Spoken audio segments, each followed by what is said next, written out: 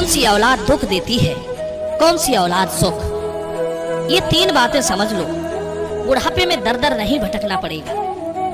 दर्शक बंधु, ये कहानी है नालायक बेटों के एक लाचार बेबस पिता की। ये कहानी आपको सोचने पर मजबूर कर देगी कि क्या कोई संतान ऐसा भी कर सकती है। दोस्तों, ये कोई नई बात नहीं है। आजकल हजारों ऐसे कलयुगी बेटे हैं जिन्होंने अपनी अय्यासियों के लिए माँ बाप का सौदा कर दिया। उन्हें किसी अनजान सड़क पर ले जाकर छोड़ दिया, परदेश में बुला कर ले गए कि चलो तुम्हारी सेवा करेंगे, और उन्हें भीख मांगने के लिए सड़कों पर छोड़ गए। ये दुनिया ऐसी हजारों घटनाओं से भरी पड़ी है जहां लोगों ने बाप और बेटों के रिश्तों को शर्मसार किया है। सोचकर भी लज्जा आती है कि माँ बाप ऐसी नालायक संतान को पैदा ही क्यों करते हैं। दोस्तों, ऐसी ही एक कहानी है बैजनाथ नाम के एक शख्स की, जो बुढ़ापे की दहलीज पर कदम रख चुका था। शरीर पर झुर्रियां पड़ गई थी, खाल सूखकर हड्डियों में लिपट गई थी। पत्नी कुछ वर्ष पूर्व संसार से अलविदा कह चुकी थी। बूढ़े बैजनाथ के 4 बेटे थे, चारों का विवाह हो चुका था, और बुढ़ापे में उसे अपने बेटों का आसरा था कि मेरे 4 बेटे हैं, मुझे भला किस बात की चिंता है, कोई ना कोई बेटा मेरी देखभाल करता ही रहेगा। इसी उम्मीद के साथ बैजनाथ अपने बेटों के साथ रह रहे थे, पर बेटे उसके साथ ऐसा बर्ताव करेंगे, इसकी उसने कभी कल्पना भी नहीं की थी। उसके बेटों ने उसकी चारपाई को घर के एक कोने में डाल दिया था। बूढ़ा पिता उसी चारपाई पर बैठा बैठा घर में आने जाने वालों को देखता रहता था। घर का कोई सदस्य उससे सीधे मुंह बात नहीं करता था। जिस किसी से वो अपने लिए भोजन और दवाई की बात कहता, वही उसे कड़वे शब्दों में ऐंठ कर जवाब देता था। आखिर वो बूढ़ा जो हो गया था। बुढ़ापे से जाने क्यों लोग नफरत करते हैं। डूबते सूरज को कोई नमस्कार नहीं करना चाहता। वे ये भूल जाते हैं कि कुछ दिनों की ही तो बात है, तुम भी एक दिन उसी दशा को प्राप्त होगे। वो ये भी भूल जाते हैं कि बूढ़ा आज बूढ़ा है, कल वो भी आप ही की तरह जवान था। समय के फेर ने आज उसे इस स्थिति में पहुंचा दिया है। चिंता न करो, अतिशीघ्र आपका भी नंबर आएगा। किसी के बुढ़ापे की हंसी मत उड़ाना, बुढ़ापे की इज्जत करना सीखो। मित्रों, एक दिन बूढ़ा बाप चारपाई पर बैठा था, रसोई में भोजन बन रहा था। पिता ने आवाज लगाई, रोहन बेटा, अगर भोजन बन गया हो तो मुझे पहुंचा दो, बहुत भूख लग रही है। पिता को भोजन मांगता देख रोहन उनसे ऐंठ कर बोला, अरे बुढ़े, तेरे पेट में ज्यादा आग लगी है क्या? अभी तक तो हम किसी ने भी भोजन नहीं किया है। पहले हम लोग खा लें, फिर आपको भी भिजवा देंगे। हर समय खाने को ही जीभ लपलपाती रहती है, न काम का न धाम का, खाने को सबसे पहले चाहिए। बेटे का ऐसा जवाब सुनकर बूढ़ा पिता शांत होकर बैठ गया। सोचने लगा कितना अंतर होता है औलाद और बाप में। बाप कभी अपने बच्चों को छोड़कर पहले नहीं खाता, बच्चों को खिलाकर ही उसकी भूख मिट जाती थी। बाजार से कोई भी चीज लाता था, सबसे पहले बच्चों को लाकर देता था, और पत्नी जब भोजन परोसकर लाती थी तो सबसे पहले यही पूछता था कि बच्चों ने भोजन खाया कि नहीं। जब वो कहती थी कि हाँ बच्चे खा चुके हैं, तब उसे भी पूरी संतुष्टि होती थी, तब वो भोजन करता था। लेकिन आज एक पिता बुढ़ापे की वजह से परवश हो गया तो औलाद एक दिन भी स्वयं से पहले उसे खाना नहीं खिला पाई। कितने बदल जाते हैं बेटे। दोस्तों, बैजनाथ के घर का यही हाल था। जब सब लोग खा लेते थे तभी उन्हें भोजन दिया जाता था। घर में पोता पोती, बेटे बहुएं सब थी, पर कोई भी उनसे प्यार से बात नहीं करता था। सब डांटते फटकारते रहते थे, सब उनसे दूर दूर भागते थे। कोई उनके पास बैठकर उनसे 2 बातें नहीं करना चाहता था। बुढ़ापा भी कितना बेरहम चीज है। लोग पास आने की बजाय दूर दूर भागते हैं। बुढ़ापे में मनुष्य पराधीन हो जाता है, अछूत नहीं होता, जो लोग उससे घृणा करने लगते हैं। बैजनाथ ने सब कुछ कारोबार तो अपने बेटों को सौंप दिया था। घर और जमीन को भी बेटों ने बहला फुसलाकर अपने अपने नाम करवा लिया था। उन्हें दिलासा देकर कुछ दिन सबने मिलकर उनकी खूब सेवा की, झूठा प्रेम दिखाया। बूढ़े को लगा कि उसका परिवार इसी तरह उसकी सेवा करता रहेगा, इसलिए घर और जमीन भी बेटों के नाम करा दी थी। दोस्तों, इंसान सबसे बड़ी भूल यहीं पर कर देता है। वो लोगों के दिखावटी प्रेम में फंसकर अपने हाथ कटा देता है, और जब उसे उसकी सबसे बड़ी जरूरत होती है तो वो उस समय खाली हाथ होता है। फिर तो दर दर की ठोकर खाने और पछताने के अतिरिक्त उसके पास कोई चारा नहीं होता। आचार्य चाणक्य ने कहा है कि मनुष्य को अपनी सुरक्षा हेतु धन की रक्षा करनी चाहिए। धन से अधिक पत्नी की और पत्नी से अधिक स्वयं की रक्षा करनी चाहिए, क्योंकि बुढ़ापे में उसे अकेला भी रहना पड़ सकता है। यही हाल उस बूढ़े पिता बैजनाथ का हो गया था। बेटे बहुएं मिलकर उन पर अत्याचार करते थे और उन्हें सब कुछ चुपचाप सहन करना पड़ता था। उन्हें अपनी बेइज्जती महसूस तो होती थी, पर कर भी क्या सकते थे। बुढ़ापा दिन पर दिन हावी हो रहा था। उनके बाल और नाखून जब ज्यादा बड़े बड़े हो जाते, वे अपने बेटों से उन्हें काटने को कहते थे। बेटे ये काम एक दूसरे पर डाल देते थे, पर करता कोई नहीं था। जैसे तैसे बूढ़ा अपने नाखून काटता, पर नाखून काटते समय उसके हाथ कांपते थे। कई बार वो जख्मी भी हो जाता था। बेटों का बुरा बर्ताव बैजनाथ को रोने पर मजबूर कर देता। कभी कभी तो वे ऊपर वाले से अपने लिए मौत मांगने लगते कि हे ईश्वर, अब इतना अपमान सहन नहीं होता। बहू बेटा ऐसे भोजन देते हैं जैसे कोई आवारा कुत्ता उनके द्वार पर बैठा हो। सब कुछ मेरा होकर भी मेरा नहीं है। दोस्तों, एक दिन बड़ी अजीब घटना घटी। एक व्यक्ति बैजनाथ के घर आया और उनके बड़े बेटे संजय से मिला और बोला, भाई साहब, मेरा नाम सत्य प्रकाश है। मैंने सुना है आपके पास एक दूध वाली गाय है। क्या आप अपनी गाय बेचोगे? मैं तुम्हें गाय की उचित कीमत दूंगा। संजय बोला, भाई, मैं गाय तो नहीं बेचूंगा, पर अपने इस बुढ़े बाप को जरूर बेचूंगा। क्या आप इन्हें खरीदोगे? हम सब लोग इस बूढ़े से बहुत परेशान रहते हैं। तुम इसे ले जाओ और किसी काम पर लगा देना। ये आफत हमारे घर से टल जाएगी, तो हम सब शांति में आ जाएंगे। बेटे की ऐसी बात सुनकर वो आदमी बड़ी हैरानी से उस बूढ़े बैजनाथ की ओर देखता है। वो बूढ़ा आदमी लाचार सा, बेबस सा चारपाई पर बैठा था और उन्हीं की ओर देख रहा था। बूढ़े को देखकर उस आदमी ने संजय से पूछा कि आप इस बुढ़े को कितने में बेचोगे? गाय नहीं मिली तो कोई बात नहीं, मैं इन्हें ही खरीद ले जाऊंगा। ये सुनकर बैजनाथ का बड़ा बेटा संजय बड़ा हैरान था। सोचने लगा, अरे मैंने तो यूं ही गुस्से में इससे कहा था, पर ये तो सचमुच इस बुढ़े को खरीदने को तैयार हो गया। ये तो और भी अच्छी बात है। संजय ने अपने बूढ़े बाप की कीमत मजाक ही मजाक में 50,000 रुपए रख दी।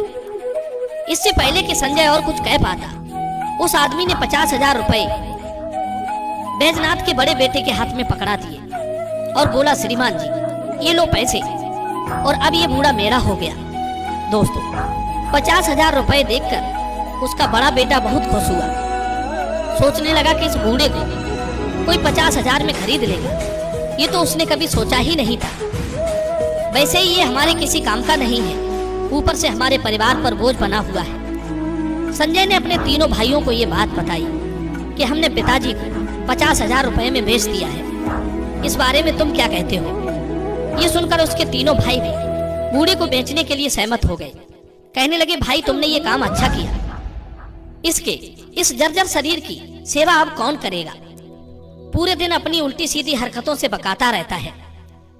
कौन इन्हें नहलाए धुलाए, कौन कपड़े बदले, कौन इनकी दवाई खिलाए। इसे मौत भी नहीं आती।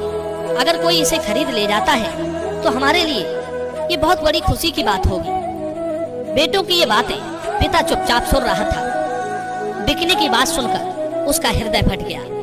उन्हें अपने कानों पर विश्वास नहीं हो रहा था कि क्या कोई औलाद अपने माँ बाप के साथ ऐसा भी कर सकती है। वे ये तो जानते थे कि उनके बेटे उनकी इज्जत नहीं करते हैं, पर वो ये नहीं जानते थे कि इससे भी ज्यादा गिरे हुए हैं कि चंद पैसों के लिए वे मुझे बेच देंगे। बैजनाथ अब पूरी तरह से अपनी औलाद के लिए मर चुके थे। इससे पहले कि उसके बेटे उस आदमी से कहते कि तुम इस बुढ़े को ले जाओ, उससे पहले ही बैजनाथ ने अपने कपड़ों को एक थैला में रख लिया और उस आदमी के साथ चल दिए कि चलो भाई, तुम मुझे ले चलो। उनकी आंखें आंसुओं से डबडबाई हुई थी। सोच रहे थे कि यहाँ से जाकर मैं मर ही जाऊंगा। उनको ऐसा लग रहा था जैसे एकदम से उनका सब कुछ खत्म सा हो गया। धिक्कार है ऐसी संतान को जो जीवन देने वाले माँ बाप को ही किसी के हाथ बेच दे। बूढ़ा पिता लाचार सा उस आदमी के साथ चल पड़ा। वो व्यक्ति उस बूढ़े को लेकर अपने घर पहुंचा। बड़ा ही आलीशान घर बना हुआ था उसका। उसने बूढ़े बैजनाथ को अपने घर में रख लिया और कहा, बाबा आप उस घर के एक कोने में घुट घुट कर रहते थे, आज से ये पूरा घर तुम्हारा है, जहां मर्जी हो रहो, जहां मर्जी हो टहलो। उसने अपनी पत्नी से भी कह दिया था कि बाबा तुम्हारे पिता तुल्य हैं, इनके खाने पीने में, सेवा सत्कार में कोई कमी नहीं रहनी चाहिए। मैं इन्हें एक नर्क से निकाल कर लाया हूँ। पत्नी भी उसकी बड़े अच्छे विचारों वाली थी। वो बूढ़े बाबा की बड़ी चिंता फिक्र रखने लगी। समय पर खाना पीना देती थी, समय से उन्हें नहलाती थी, उनकी दवा गोली करती थी। जल्दी ही बैजनाथ अपने घर का वो अत्याचार भूल गए जो उनके संग उनके बेटों ने किया था। बैजनाथ यहाँ आकर अपने आप को बड़े खुशनसीब महसूस कर रहे थे। उन्हें ऐसा लग रहा था जैसे अब उन्हें कोई सगा बेटा मिल गया हो। उस सज्जन व्यक्ति ने बूढ़े बाबा की सेवा में कोई कोर कसर नहीं छोड़ी थी। मुंह के दांत निकल गए थे तो नई बत्ती लगवा दी, आंखों के लिए चश्मा बनवा दिया। धन्य है ऐसे सपूतों को जो दूसरों के पिता की भी अपने पिता की तरह सेवा करते हैं। बूढ़े बैजनाथ के मन में उस नेक दिल इंसान के लिए ममता उमड़ने लगी, मानो उसने संसार की सारी खुशियां बूढ़े की झोली में उड़ेल दी हो। वो व्यक्ति अपने काम से जब भी घर लौट कर आता था, बूढ़े बाबा को बाजार से कुछ न कुछ खाने की चीज खरीद लाता था और बड़े प्यार से उन्हें अपने हाथ से खिलाता था। और जब बाहर जाता था तो उनसे पूछ कर जाता था कि वो तुम्हें बाजार से क्या लेकर आए। बाबा कहते, बेटा इस घर में लाकर तुमने मुझे सारी खुशियां दे दी है, और भला मुझे बुढ़ापे में क्या चाहिए। जिस इज्जत को पाने के लिए मैं तरसता रहा, वो इज्जत तुमने मुझे दी है। मुझे अब और कुछ नहीं चाहिए। सत्य प्रकाश फिर भी उन्हें कुछ न कुछ लाते रहते थे, कभी जूते, कभी कपड़े, कभी घड़ी। बाबा उसके व्यवहार से बहुत खुश रहते थे। कभी कभी उनकी आंखों में आंसू भी आ जाते थे जब वे उसकी सेवा देखते और अपने बेटों का वो अत्याचार देखते थे। छुट्टी वाले दिन सत्य प्रकाश अपने परिवार के साथ बाबा को बाहर घुमाने ले जाता। बाबा पहले हर समय मौत को पुकारते रहते थे, लेकिन अब उन्हें जीने की इच्छा बढ़ चली थी। दोस्तों, एक दिन उन्होंने उस व्यक्ति से पूछा, बेटे जब मेरे बेटे ने तुमसे मुझे बेचने की बात कही थी तो तुमने इनकार क्यों नहीं किया? क्या सोचकर तुम मुझे खरीदने को तैयार हो गए और इस तरह अपने घर में रखकर मुझे एक पिता की तरह मान सम्मान देने लगे? ऐसा क्यों कर रहे हो? आज के समय में ऐसा होते देखना मैं एक सपना समझता हूँ। तब उस व्यक्ति ने बताया, बाबा जब आपके बेटे ने आपको बेचने की बात मुझसे कही, मैं तभी समझ गया था कि वे उस घर में आपके साथ अच्छा व्यवहार नहीं करते होंगे। जो औलाद माँ बाप की बोली लगा दे वो कितनी घृणित सोच वाली हो सकती है। तभी मैंने निश्चय किया था कि आपकी मनमानी कीमत देकर मैं आपको उस नर्क से निकाल ले जाऊंगा। ऐसी औलाद की छाया भी नहीं पड़नी चाहिए। मुझे पता है बचपन में ही मैंने अपने पिता को खो दिया है। उनके जाने के बाद मैं अकेला हो गया हूँ। पिता के बिना संतान का क्या जीवन होता है मैं भली भांति देख चुका हूँ। पिता संतान का सुरक्षा कवच होता है। अपने जीते जी संतान पर दुख नहीं आने देता। पिता के रहते औलाद स्वयं पर बोझ नहीं महसूस करती। मैं नहीं चाहता था कि एक पिता कलयुग बेटों के अत्याचारों में झुलसता रहे और पिताओं का अपने बेटों पर से विश्वास उठने लगे। मैं ये बता देना चाहता था कि दुनिया में ऐसे बेटे भी होते हैं जिन पर पिता को गर्व होता है। ऐसे बेटे नहीं जिनसे पिता तंग आकर अपने लिए मौत मांगे।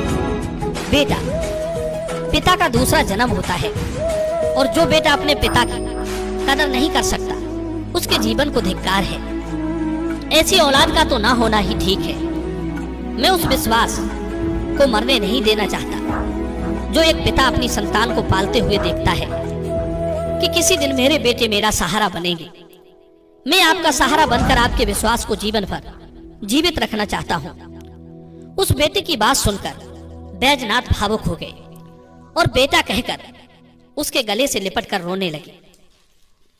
दोस्तों, इस प्रकार बैजनाथ अपनी बची कुची आयु को बहुत खुशी के साथ सत्य प्रकाश के घर में जीने लगे। एक पिता के विश्वास की जीत हुई और उन नालायक बेटों का क्या होगा वो तो उन्हें बूढ़ा होने पर ही पता चलेगा, जब उनकी औलाद उनके साथ वैसा ही व्यवहार करेगी। दोस्तों, यदि आप चाहते हैं कि आपके बेटे कभी ऐसा व्यवहार ना करें तो याद रखना, ये 3 बातों को शुरू से अपनाकर चलना। नंबर 1, अपनी औलाद को संस्कारों से, धर्म से, आस्था से, विश्वास से जोड़कर रखना। नंबर 2, चाहे कितनी ही संस्कारी औलाद हो, फिर भी उनकी सेवा सहायता सहारे की आस लेकर मत चलना। नंबर 3, खुद के लिए भी आत्मनिर्भर बनाकर रखना।